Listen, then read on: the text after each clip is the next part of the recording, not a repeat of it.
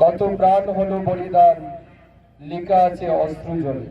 এটা সত্যি দীর্ঘ কয়েক বছরের পরাধীনতার শৃঙ্খলকে ভেঙে দিয়ে অগণিত ভারতবর্ষের বীর সেনানী, বীর মুক্তিযোদ্ধা, বীর বিপ্লবীদের রক্তের বিনিময়ে 1947 সালের 15 আগস্ট এই ভারতবর্ষ মহান দেশ স্বাধীনতা লাভ করে।